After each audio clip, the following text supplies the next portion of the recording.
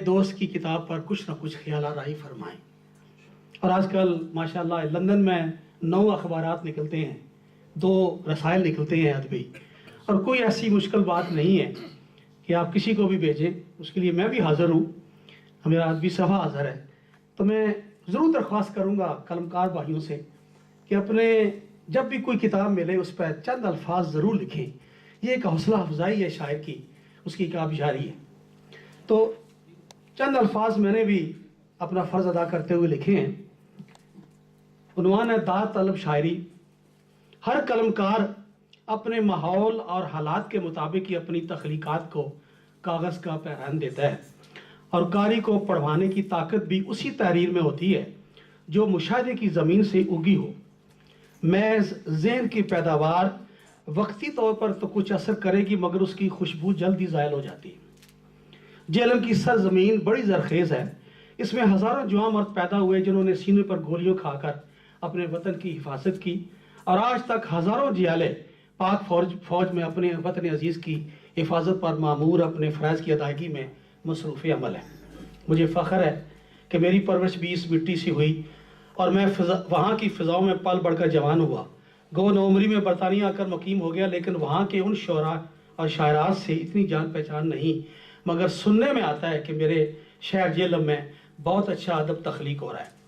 پچھلے دنوں اشتیاق زین صاحب جو جیلم کے معروف شاعر ہیں اور سلاؤ میں مقیم ہیں، انہی کی معرفت مرزا سکندر بیگ صاحب سے ملاقات ہوئی جو پنجابی کے نہایت خوبصورت شاعر ہیں، اور اشتیاق زین صاحب کی ہی بدولت آج جناب ارشد علی مرشد صاحب سے ملنے کا موقع ملا، اور خوشی ہے کہ میں ان کے پہلے مجموعہ کلام امتزاج پر تعارفی مضمون لکھ رہا ہوں۔ لندن میں سلیم فغار صاحب، فاروق قریشی صاحب، اشتیاق زین صاحب، راکمل عروف ادب کی آبیاری میں دن رات مصروف ہیں، اور ابھی جیلم کے کئی شعراء ہیں جو مختلف اردو پنجابی کا کلام لکھ رہے ہیں۔ ان کی جان پہچان میرے لیے اعزاز کا باعث ہوگا۔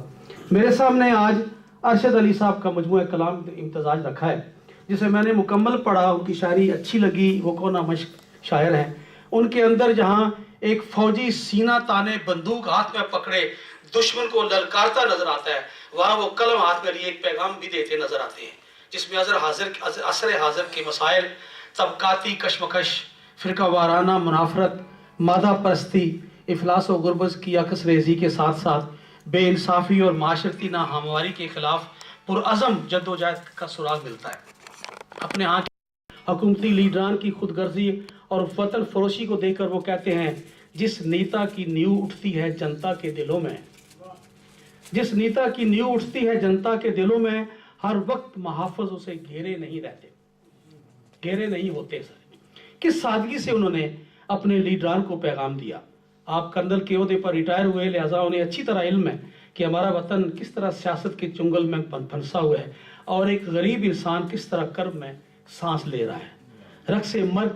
رقص مرگ جاری ہے سارے کوچہ و چک میں، کیسے گھر کا در کھولوں میں جواب دستک میں۔ انہوں نے ہمیشہ اپنے فرائض کی ادائیگی میں موت کی آنکھوں میں آنکھیں ڈال کر دیکھا۔ وطن کی حفاظت پر معمور نوجوان کبھی موت سے نہیں ڈرتے، ورنہ ان سے وہ فرض کہاں ادا ہو جس کے لیے وہ پیدا ہوئے۔ ان کی زندگی کا بیشتر حصہ ایسے ہی واقعات سے لبریز ہے۔ وہ کہتے ہیں، ڈرا کرے وہ جو ڈرتا ہے موت سے مرشد، ڈرا کرے وہ جو ڈرتا ہے موت سے مرشد، ہمیں تو موت کی آغوش ہی پانے والا۔ ارشد علی مرشد کی شاعری میں انہیں حوصلہ مندانہ، بہادرانہ، جرأت مندانہ جذبات کا عکس ملتا ہے، مگر وہ ایک صلح جو انسان بھی ہیں، اسی لیے کہتے ہیں صلح کے پجاری ہیں، امن کے پیمبر ہیں، جنگ سے سدا نفرت ہے ہمارے مسلک میں۔ ان کا تخلیقی عمل ایک طرح کا اعتراف خود شناسی بھی ہے، جو اشعار کے نہ صرف نزول کا باعث بنتا ہے، بلکہ ان کے اور قاری کے درمیان ایک خاص قسم کا ذہنی اور قلبی رشتہ بھی استوار کرتا ہے۔ لکھتے ہیں، محبت ایک سزا ہے جو بہت تکلیف دیتی ہے، محبت ایک سزا ہے جو بہت تکلیف دیتی ہے، سنبھالو گے کہاں اس کو میرے ہمدم، مجھے دے دو۔ اور شعر ملاحظہ ہو، خوشی تو یوں بھی مرشد سے بہت نالاں سی رہی ہے، خوشی تو یوں بھی مرشد سے بہت نالاں سی رہی ہے، چلو ایسا کرو کہ اپنے سارے غم مجھے دے دو۔ کیا جذبہ ہے اور کیا ادا ہے محبت و خلوص کی، جو ان کے ایک ایک شعر سے خوشبو کی مانند پھوٹتی ہے۔ انہیں اپنی شاعری پر پورا اعتماد ہے، وہ جو بھی لکھتے ہیں دل کی گہرائیوں سے لکھتے ہیں۔ جو जो शेर सुन के वो गुस्से में आके चल निकले, मुलाजा हो, जो शेर सुन के वो गुस्से में आगे चल निकले, वो दूर जाकर वही शेर गुनगुनाने लगे। साहब गजल के शायर हैं, आपकी गजलें फिक्री तवानाई की मज़र हैं। गो हर शायर का अपना मखसूस लहजा होता है, मगर अरशद अली मुर्शद जदीद शुरा की भीड़ में अलग थलग नजर आते हैं। उनका लहजा अपना है, उनका अंदाज़े सुखन अपना है, और मुझे पूरा यकीन है कि वो इसी तरह लिखते रहे तो इंशाल्लाह एक दिन सफ़े अव्वल के शोरा में अपना मकाम बनाएंगे। मेरे लिए ये बायस फ़ख्र है कि आज इनके पहले मजमूए कलाम की रस्म इजरा हमारे अदबी प्लेटफार्म से हो रही है, और मुझे ये भी एहसास हासिल है कि उनके इस खूबसूरत मजमा का कलाम पर तारफ़ी मजमून लिखा पढ़ा और इंशाल्लाह अपने अखबार के गोशा अदब में भी शाया होगा। मैं उनको दिली मुबारकबाद देता हूँ और ख्वाहिश रखता हूँ कि वो मशक़े सुखन को जारी रखें और दुनिया अदब को अपने दूसरे मजमूए कलाम से भी नवाजें। गज़ल कहे भी मुर्शद तो दाद देना, गज़ल कहे भी मुर्शद तो दाद देना, कि उम्र भर की कमाई तो कुछ ठिकाने लगे।